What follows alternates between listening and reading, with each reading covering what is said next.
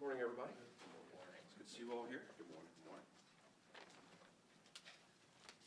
Appreciate your all's time today. We always want to thank you all for your important role in getting information to our communities. I am joined today by our fire chief of the city of Atlanta, Chief Rod Smith, and then ATF ASAC Bo Kalatka. And so thank you, sir, for being with us today. We've asked you together at Public Safety Headquarters for a couple reasons. We want to announce an increase of the reward money that's being offered to solve a series of arson attacks that occurred here in the city of Atlanta in an effort to stop the construction of a public safety training center. And we have a photograph that we want to show you because we believe you have an important role in getting that out to the community. We are at a pivotal point where we're wanting to advance an investigation into a courtroom. And so we are going to be showing you a photograph today that will assist in that investigation, and we want to increase the reward money to encourage citizens to be a part of ending this criminal activity that has been in our city for the last year. So if you will look to my left, you will see on the screen, I'm going to show you a photograph that is related to two events that occurred earlier this year. July, we had two incidents that occurred in the city. We had an attempted firebombing at a police precinct at 890 Memorial Drive, and then we had an actual arson attack that occurred at 180 Southside Industrial Parkway. The individuals that you see here in this photograph are those that we believe are likely responsible. They are persons of interest in these investigations. And so if individuals that may be watching your news broadcast, reading your story, we ask them to take note of the clothing, the individuals. We believe there are those out there that have information that will assist us in shoring up our investigation. I'm going to walk through a series of fire attacks and attempted fire attacks that have occurred in our city for the last year, which we believe this same group is likely responsible for. Going to go back to 890 Memorial Drive. This is our precinct that protects the beltline of our city, which many of our residents use to recreate and move about. This was an attempt, we believe, to set the vehicles on fire at this location, a fusee that was dropped at the location. We were fortunate that this attack was thwarted by a very observant citizen that interrupted the incident. And Chief Smith, I know you can join in at certain times on our concerns that you have as fire chief of had these attacks been successful, what would have occurred? So definitely what we have here is the use of potentially destructive devices, and make no mistakes, it is arson. And so once we have events like this to occur, especially a chain of those events, it raises the level of urgency. We have the potential to put our public in harm's way, disruption to public services to the city of Atlanta, and we simply won't tolerate it. And so we have been working with our partners, with ATF as well as APD, to make sure that we get to the bottom of what is actually going on as it relates to the arson investigations. We're going to go to the next event. Some of you have covered this already. This was the, again, interrupted thanks to a police officer, the attack on our police precinct at 180 Southside Industrial. There were over 40 police vehicles that were targeted in this attack. You see the device, the suspected potential destructive device at the screen. We believe this holds accelerants with an improvised ignition device on the top, a sponge, a wick of that is there, and then a book of matches.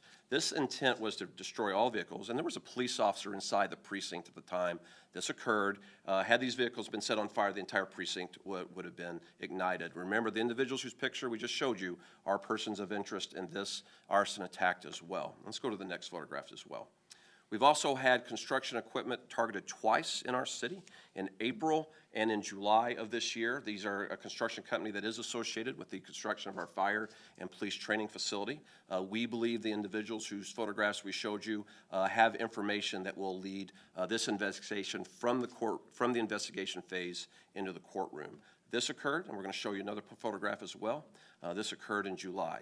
Again, fire attacks being conducted by a very small group of individuals who are using violence, intimidation, and fear to stop the construction of a facility that will benefit every neighborhood of our city. And then finally, and this was, again, the next fire attack that we want to highlight, and these all will be connected with the reward increase that we're getting ready to announce, is the attack, the arson attack that occurred in May of last year of the At Promise Center on Cameron Alexander Boulevard here in our city. We have reason to believe, based on statements of responsibility made by groups, also investigative information that we currently hold, that the same group is likely responsible for the various arson attacks that occurred here in the city. And I would like to ask this time to come to the podium. And Chief, I don't know if you have anything else you want to add to these arson investigations. I will say this, and I think, Chief, you'll concur with this. The intent of every one of these attacks was destruction beyond what occurred. We were fortunate that the devices didn't go as beyond their desired construction. They were interrupted by citizens, police officers, but the intent was a gutted youth center, and the intent was a destruction of a police precinct and of police resources while a police officer was inside. And the intent was destruction of resources that patrol the beltline of our city. That has been the intent every single time in an effort to create fear around the training center's construction. And so the fact that they didn't succeed, we're blessed for. And our effort is to ask the citizens to assist us so this group cannot strike again in a manner that they've been targeting our city. In addition to what the chief has said, what you see here at the At Promise Center, this is an attack on our community.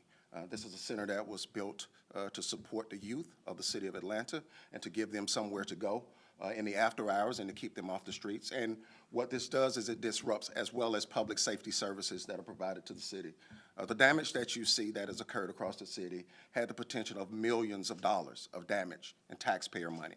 And we simply do not want to stand by at ease and let this continue to occur. So I'm proud to work with our partners to hopefully bring resolve to this quickly. Thanks, Chief. Our partners have been the ATF, the FBI, and the Georgia Bureau of Investigation. And we are pleased to have with us today the Assistant SAC of the Atlanta ATF Field Office, Bo Kolodka. And Bo, we appreciate you being here this morning. I think you have information that you want to bring and share from your agency as well. Yes, sir.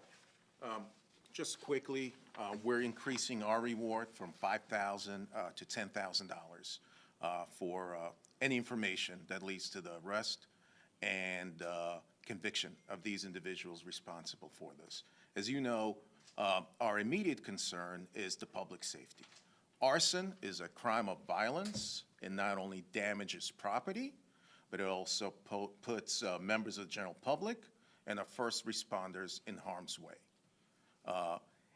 Making our communities safe is ATF's and our partners' #1 priority. And we are hopeful that members of the public, with the result of these rewards, will provide some critical information in identifying these individuals. Thank you, Chief. Thank you. Appreciate it, sir. In addition to the increase announced by the Alcohol and Tobacco and Firearms Bureau, the Crime Stoppers reward is now being increased from $10,000 to $50,000.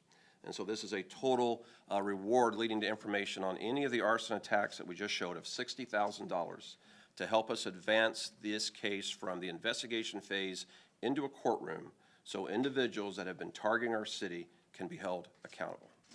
And I want to make this very clear. For those that have legitimate concerns about the construction of a training center, how tax dollars are used, green space uses, we will continue as a department to protect those First Amendment rights repeatedly, daily, whenever they may occur.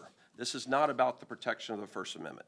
This is intimidation, this is fear, this is destruction, and this is targeting key assets that protect this city. From our belt line to our motors unit, we protect parades and events throughout the city, to a youth center, and then a construction company that is investing in the advancement of this city. $60,000 to help us identify the individuals, to give us the last push we need to bring it from an investigative phase into a courtroom. And I appreciate you being here today to highlight this information, to get it out to your readers and your viewers, and we ask for their help in this case. And Shad, I think we're going to take some questions at this time that you all may have. Chief, how have you, as you conduct your investigation, how were these people able to get into those precincts and do this that you described as active violence? So we obviously are looking at every aspect of the investigation. On the police precinct, they tried to use the dark of night. We know a citizen saw them at one. We know one of our officers interrupted them on another. This is a group that will use a variety of means to carry out their criminal acts. And so some of that is related to our investigation, so we don't want to reveal it now. That will be revealed in a courtroom. But we are looking at every aspect, and where we believe there may be an area that someone may be attempting to exploit, we have shored that up, and we're working to ensure that we're protecting the assets of the citizens of Atlanta. Chief, we've asked you this before, but just remind me, why do you believe these are all connected to people who are against the training center? What evidence connects all of these? They look kind of independent, but what ties them all together? Certainly. Well, we know on certain sites individuals have claimed responsibility. individuals that have said we are going to use violence and we want to stop this project. They have claimed responsibility for each of those. There are other things that we have that believe that they're not lying when they say it, that we are holding as an investigative tool, and we want to keep that close until we reveal it in a courtroom. But when you lay claim to it, we believe them. And when you say, when you build it, we will burn it, we're seeing fire already being used across the board to be able to stop this project. So I think we take them at their word that they were responsible, and then we'll be ready to prove it in a courtroom.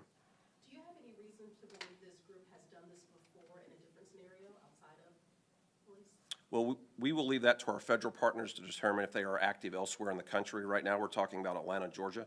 Citizens of this city that have seen a youth center targeted, have seen their police precincts targeted, and a construction company trying to be forced out of the project. I'm here to talk about what is happening to Atlantans, what a group, a very small group, and I want to be very clear about that, a very small group is doing to use fear and intimidation and criminal acts to stop an investment in the safety of our city. Chief, are you worried, I mean, as your investigation continues, there's the ballot referendum initiative. They have over 20,000 signatures at this point. It could be up to Atlanta voters to decide if this training center is inevitably built. Are you concerned that the public support is there for this? I am all about this city. I see the public support for a quality police and fire department. I am confident that the citizens of this city desire to have a professional police and fire department that is equipped and trained to serve for every emergency. So I'm not worried about that. What I am worried about is someone being hurt or killed if this group isn't stopped.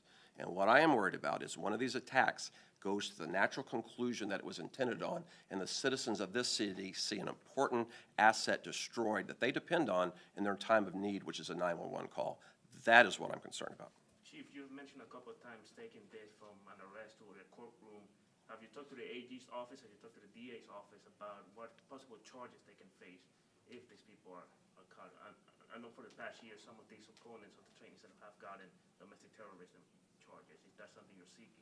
As we prepare any investigation, there is consultation with the prosecuting authority over the appropriate charges. That happens in anything from an armed robbery to a murder to these arson attacks. So at the appropriate time, we do confer with the prosecutor to see what the right charge is for accountability. Why are you increasing it now? Like, obviously, the last incidents from these were around July 4th, I think. What's the urgency of increasing the reward right now? For a couple reasons. We know there's individuals out there that have information that is pivotal to this case. And I want to stress this. If this group is not stopped, they are likely to strike again. It's been a youth center, it's been 2 police precincts, it has been construction sites. What is next? Where will they go next to take this arson tool across our city?